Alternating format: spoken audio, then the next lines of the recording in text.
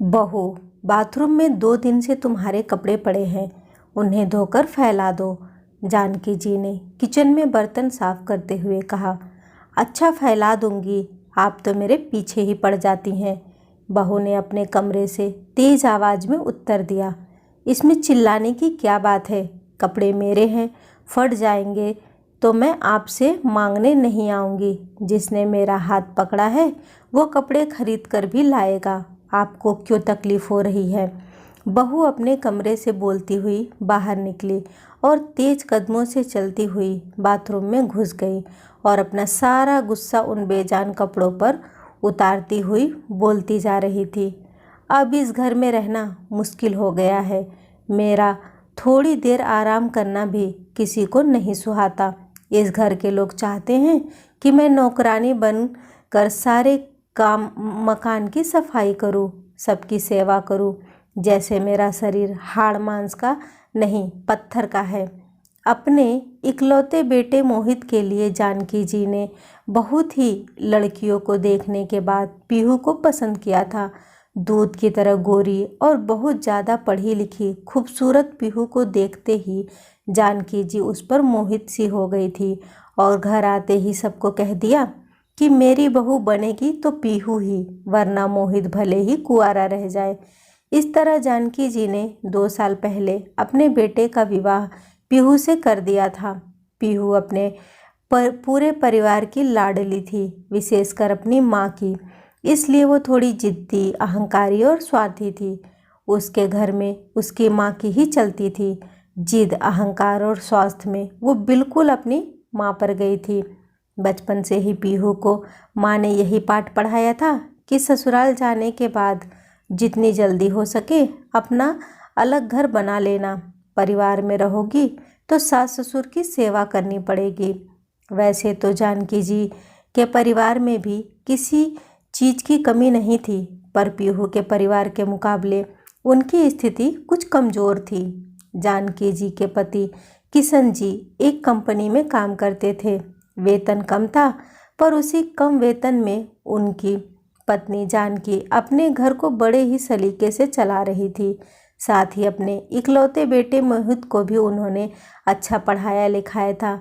इस समय मोहित एक विदेशी कंपनी में मैनेजर के पद पर काम कर रहा था, जिसकी शाखाएं देश भर के बड़े बड़े शहरों में थी। मोहित को अक्सर अपनी कंपनी की अलग अलग जगह की शाखाओं का दौरा करना पड़ता था। मोहित जानता था कि कितनी कठिनाई से उसके मम्मी पापा ने उसे अच्छी शिक्षा दिलवाई है। इसलिए उसका झुकाव हमेशा अपने माता पिता और अपने घर की ओर रहा था। वह अपने वेतन में से कुछ पीहू को देकर बाकी पैसा अपनी मम्मी के हाथ में रख देता था। 4-5 महीने तो पीहू ने यह सब देखकर सहन कर लिया। यहाँ की सारी स्थितियाँ की जानकारी वह अपनी माँ को बताना कभी नहीं भूलती थी। हर रात दिन भर की सारी बातें वो अपनी माँ को बताया करती और माँ उसे अपना गुरु मंत्र देना कभी नहीं भूलती थी। करीब 5 महीने बाद पीहू ने पहले तो अपने पति को काबू करना शुरू किया और जब वहाँ बात नहीं बनी तो उसने अपनी सास जानकी जी से बात बात में झगड़ा करना शुरू कर दिया। एक बार जो उसका मुंह खुला तो उसने जानकी जी की हर ईंट का जवाब पत्थर से देना शुरू कर दिया। अब तो इस घर में हर दिन सास बहू के झगड़े होने लगे। जिस घर में पीहू के आने से पहले तो शांति थी, अब उस शांति का वहाँ नामो निशान भी न रहा। अब जानकी जी दोपहर में घर से थोड़ी दूर एक कमरे में गरीब बच्चों को पढ़ाने में बिजी रहने लगी।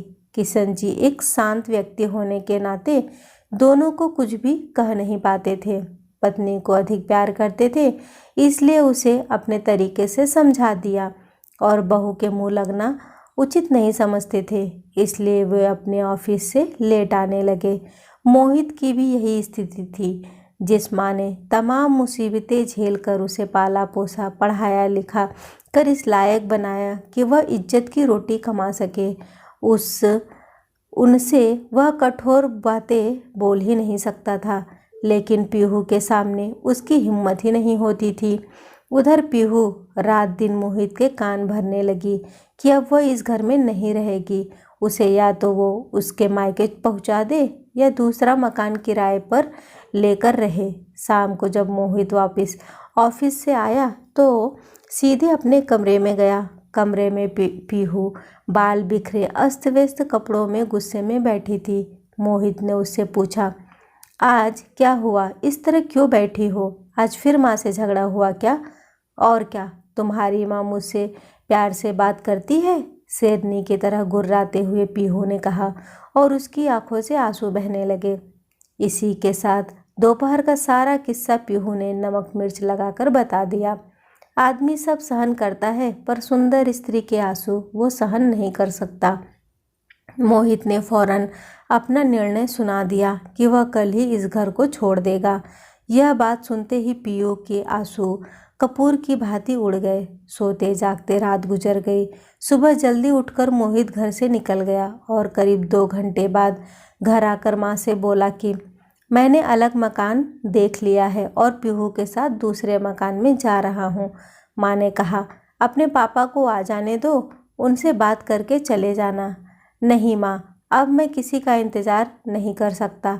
हर दिन की कलह से अच्छा है अलग रहना, कम से कम शांति तो रहेगी। ठीक है, मैं तुम्हें रोकूंगी नहीं, क्योंकि अब तुम बच्चे नहीं रहे। जैसा तुम्हें ठीक लगे करो। तुम्हें जिस सामान की ज़रूरत हो ले जा सकते हो, और वैसे भी यह सब कुछ तुम्हारा ही है। कांपती हुई आवाज़ में मोहित से कहकर जानकी जी ड्राइंग रूम में जाकर बैठ गई। उस समय उनकी आंखों में से आंसू थे जिन्हें वे अपने आंचल से बार बार पोंछ रही थी। थोड़ी देर बाद मोहित जाकर एक छोटा सा टेम्पो ले आया। साथ में 2 मजदूर भी थे। मजदूरों ने सामान को टेम्पो में चढ़ाना शुरू कर दिया। आधे घंटे बाद उसी टेम्पो में दोनों पति पत्नी भी बैठकर चले गए। जानकी जी की हिम्मत नहीं हुई कि वे बाहर निकलकर उन दोनों को जाते हुए देखें। शाम को जब किशन जी ऑफिस से आए तब उन्हें जानकी जी से सारी बात पता चली। दुख तो बहुत हुआ, पर हर दिन झगड़े से अच्छा है दोनों जगह शांति तो रहेगी, यह सोचकर वे चुप रहे। उस रात दोनों पति पत्नी ने खाना नहीं खाया। मोहित और पीहू को गए हुए करीब 2 साल हो गया था। ठीक दिवाली के बाद ही दोनों ने घर छोड़ा था। दिवाली का त्यौहार आया तो हर घर में धूमधाम से तैयारियां शुरू हो गई। घरों में दीपक जलाए जा रहे थे, पर जानकी जी और किशन जी दोनों उदास बैठे अतीत की यादों में खोए रहे। उनमें त्योहार को लेकर न कोई उत्साह था न कोई उमंग। शाम को जानकी जी केवल एक दीपक जलाकर आंगन में रख आई। दीपावली के 2 दिन बाद किशन जी को ऑफिस भेजकर जानकी जी बच्चों को पढ़ाने चली गई, और जब वे शाम को लौट रही थी तो रास्ते में उनकी मुलाकात एक अनजान औरत से हो गई जो उन्हें जानती थी, पर जानकी जी उसे नहीं जानती थी। पहले तो उस औरत ने जानकी जी को नमस्ते की, फिर बताया कि पीहू व मोहित उसी के मकान के पास ही रहते हैं। आज पीहू की तबीयत ज़्यादा खराब थी और उसे उसके मकान मालिक अस्पताल ले गए हैं, क्योंकि मोहित यहाँ नहीं है और पीहू की डिलीवरी होने वाली है। जानकी जी ने जब उस औरत से यह पूछा कि पीहू के मकान मालिक उसे लेकर किस अस्पताल गए हैं, तो उसने सिटी अस्पताल का नाम बता दिया। जानकी जी जल्दी से घर आई और एक थैले में कुछ ज़रूरी सामान रखा। अलमारी में जो पैसा रखा था उसे लिया और घर को ताला लगाकर ऑटो से सिटी अस्पताल चली गई। वहां जाकर जब पीहू के बारे में पता किया तो पता चला कि बच्चा नॉर्मल नहीं हो सकता, इसलिए डॉक्टर पीहू को ऑपरेशन थिएटर में ले गए हैं।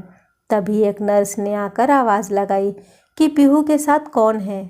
डॉक्टर एक फॉर्म पर साइन करने और ऑपरेशन फीस जमा कराने के लिए बुला रहे हैं। जानकी जी नर्स से जब पीहू के बारे में पूछ रही थी तब वहीं पर पीहू के मकान मालिक भी खड़े थे। वे समझ गए कि यह महिला शायद मोहित की माँ है, तभी इतनी बेचैनी से पूछ रही है। उन्होंने हाथ जोड़कर जानकी जी को नमस्ते किया और फिर सारी बातें उन्हें बता दी। जानकी जी ने उन्हें बता दिया कि पीहू उनकी बहू है। जानकी जी उस नर्स के साथ डॉक्टर के कमरे में चली गई और डॉक्टर को नमस्ते कर उन्हें अपना परिचय दिया कि पीहू उनकी बहू है और वे ऑपरेशन की फीस जमा कराने आई हैं। पहले तो डॉक्टर ने उनसे एक फॉर्म पर साइन करवाए और फिर ऑपरेशन के लिए 40,000 रुपये जमा कराने को कहा। डॉक्टर साहब, अभी तो आप 20,000 रुपये जमा कर ले, बाकी पैसा मैं अपने पति से फ़ोन करके मंगवा लेती हूँ। जब तक आप उसका ऑपरेशन करें, मुझे किसी भी हालत में जच्चा और बच्चा स्वस्थ चाहिए। ज़्यादा घबराने की ज़रूरत नहीं है, सब ठीक होगा। हाँ, आप यह पैसा काउंटर पर जमा करा दें और रसीद ले ले। वहीं से आप अपने पति को भी फ़ोन कर दे। डॉक्टर के पास से आकर जानकी जी ने काउंटर पर जाकर पैसा जमा कर दिया और रसीद लेकर वहीं से किशन जी को फ़ोन करके सारी बातें बता दी। साथ ही यह भी कह दिया कि जल्दी से 20,000 रुपये लेकर आ जाए। करीब 1.5 घंटे बाद किशन जी वहाँ पर पैसे लेकर पहुँच गए, लेकिन पीहू के मम्मी पापा अभी तक नहीं आए। किशन जी ऑपरेशन रूम के पास एक ब्रेंच पर जानकी जी के पास बैठकर इंतज़ार करने लगे। थोड़ी देर बाद एक नर्स जानकी जी के पास आकर पूछने लगी कि पीहू के साथ कौन आया है। जानकी जी ने कहा, मैं हूँ। बधाई हो, लड़की हुई है। नर्स ने कहा, बच्ची और उसकी माँ दोनों स्वस्थ है। फिर थोड़ी देर बाद एक नर्स ने लड़की को लाकर जानकी जी को दिखाया, जिसे बड़े प्यार से उन्होंने पहले तो देखा, फिर उसका माथा चूम अपने पति से कुछ इशारा किया। किशन जी ने 1,000 रुपये निकाला और नर्स को देते हुए कहा कि यह मेरी तरफ से आप लोगों के मिठाई खाने के लिए है। थोड़ी देर बाद पीहू को एक स्ट्रेचर पर लिटाकर वार्ड में लाया गया। उस समय वो बेहोश थी। वार्ड में एक बिस्तर पर लिटाकर उसके पास पालने में बच्ची को भी लिटा दिया गया। जानकी जी वहीं ब्रेंच पर बैठकर कभी बच्चे को तो कभी पीहू को देखती रही और पति को घर भेज दिया। करीब 5 घंटे बाद पीहू को होश आया। उसने आंखें खोली तो देखा उसकी सास जानकी जी उसके पास बैठी हैं और उसकी गोद में एक बच्चा है। लक्ष्मी आई है, ठीक तुम्हारी तरह। तुम भी शायद जब पैदा हुई होगी तो ऐसी ही होगी, जानकी जी ने मुस्कराते हुए कहा और पीहू के माथे पर हाथ फेरने लगी। पीहू को बड़ा अच्छा लग रहा था। तभी उसके मकान मालिक भी वहां आ गए और बोले, पीहू, जब तुझे लेकर यहाँ आ रहा था तब मेरी पत्नी की तुम्हारे मम्मी से बात हुई थी और उन्होंने कहा था कि वे जल्दी ही अस्पताल पहुँच रही हैं, पर अभी तक न खुद आई और न ही तुम्हारे पापा आए हैं। शाम हो गई थी। अभी तक जानकी जी ने कुछ भी नहीं खाया था, बल्कि चाय तक भी नहीं पी थी। रात भर वह बेड के पास स्टूल पर बैठी कभी पीहू का सिर दबाती तो कभी बच्ची के रोने पर उसे उठाकर घुमाती। इस तरह जिम्मेदारी को ढोते उनकी सारी रात आंखों आंखों में कट गई। सुबह किशन जी थर्मस में चाय लेकर आए और दोनों को कपों में डालकर चाय दी। फिर पत्नी की ओर देखते हुए कहा, तुम अब घर जाओ, मैं यहाँ बैठता हूँ। कल से तुमने खाना भी नहीं खाया है। तुम्हारा खाना किचन में कल से ज्यों का त्यों बना हुआ रखा है।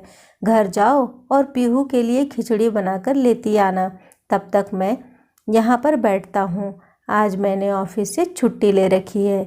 जानकी जी दोनों को बहुत सी हिदायतें देकर चली गई। किशन जी वहीं ब्रेंच पर बैठ गए। करीब 1 घंटे बाद कुछ सोचकर पीहू से उन्होंने कहा, बेटा, मैं ज़रा बाहर बैठता हूँ, कोई चीज़ चाहिए तो नर्स से कहलवा देना। और वार्ड से बाहर निकल गए। पीहू के बगल वाले बेड पर भी एक महिला को ऑपरेशन से बच्चा हुआ था। उसकी देखभाल के लिए उसकी माँ वहीं पर बैठी हुई थी। जब किशन जी वार्ड से बाहर चले गए तब वह औरत अपनी जगह से उठकर पीहू के बेड के पास आ गई और पूछने लगे, तुम्हारे मम्मी पापा अच्छे स्वभाव के मालूम पड़ते हैं। खासकर तुम्हारी मम्मी तो बहुत ही अच्छी है, बेचारी रात भर तुम्हारी सेवा करती रही है। ये दोनों मेरे मम्मी पापा नहीं, सास ससुर है। क्या? वह औरत हैरानी से पीहू का मुंह देखने लगी।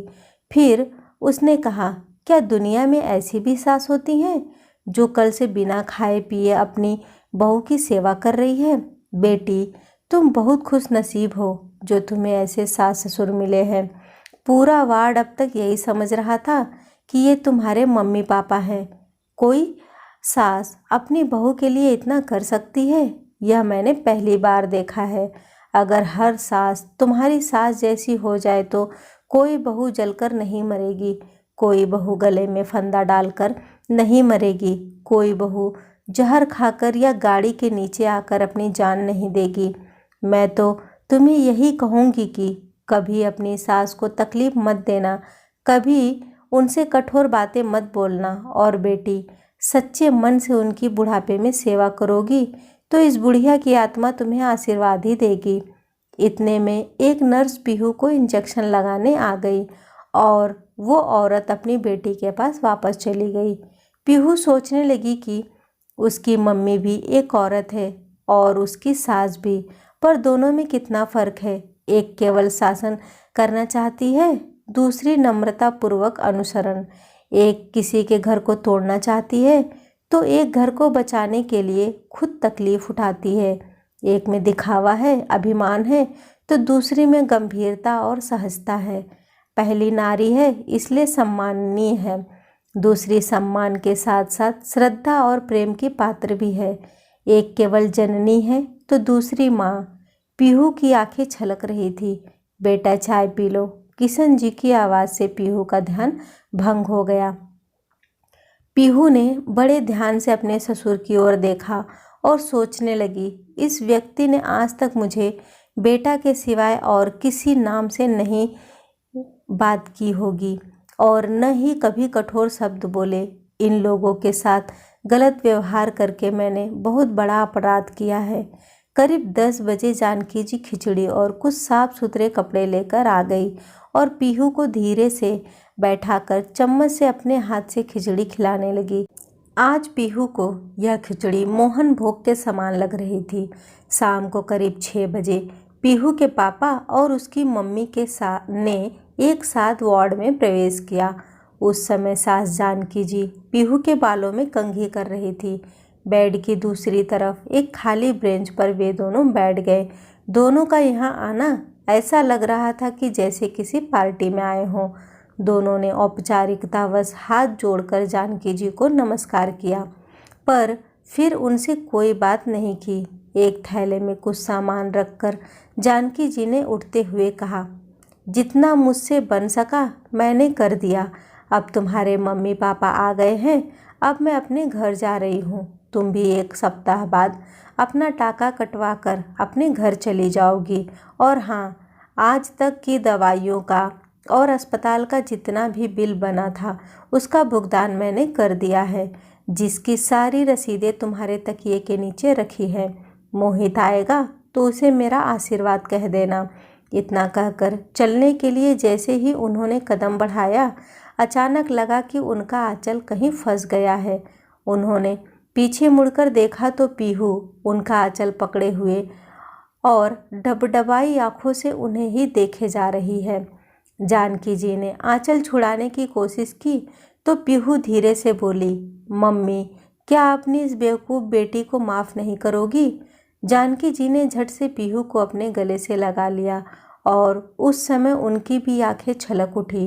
उन्होंने उसके माथे को सहलाते हुए कहा, पगली, कहीं माँ भी अपनी बेटी से नाराज़ होती है? खुद को बेवकूफ़ क्यों कह रही हो? अरे, सैकड़ों लड़कियों में से चुनकर तुझे मैं अपने घर लाई थी, तो तू बेवकूफ़ कैसे हो गई? तू मेरी बहू नहीं, बेटी है, और मैंने तुझे हमेशा अपनी बेटी ही समझा है। जानकी जी रोती जा रही थी और कहती जा रही थी, ज़्यादा नहीं रोते बेटा, अभी तुम्हारा शरीर कमज़ोर है, टाँके कच्चे हैं। रोने से उस पर जोर पड़ता है और टूटने का डर रहता है। यह कहते हुए वो अपने आंचल से उसके आंसुओं को पोंछने लगी। अचानक जानकी जी का ध्यान दूसरी तरफ बैठे पीहू के मम्मी पापा पर गया। वो लोग कब के चले गए थे। शायद उन्होंने सोचा होगा कि यहाँ अब उनका कोई काम नहीं, क्योंकि उनकी कोई भी चाल अब पीहू पर असर नहीं करने वाली।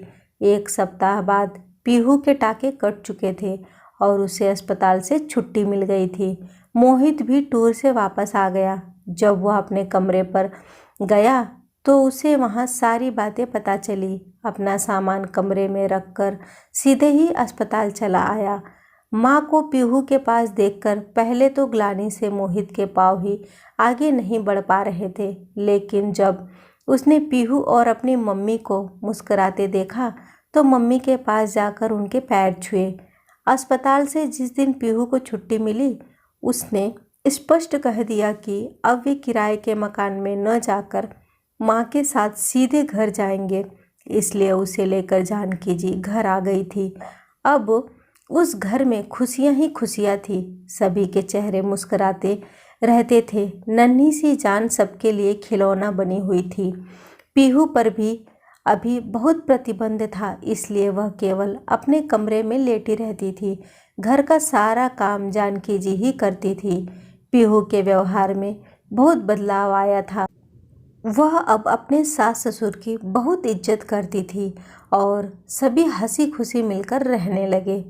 दोस्तों, कैसी लगी ये कहानी मुझे कमेंट करके ज़रूर बताइएगा। वीडियो को लाइक और शेयर करना न भूलें। चैनल पे पहली बार आए हैं तो इसे सब्सक्राइब करना न भूलें। कहानी सुनने के लिए आपका बहुत बहुत धन्यवाद।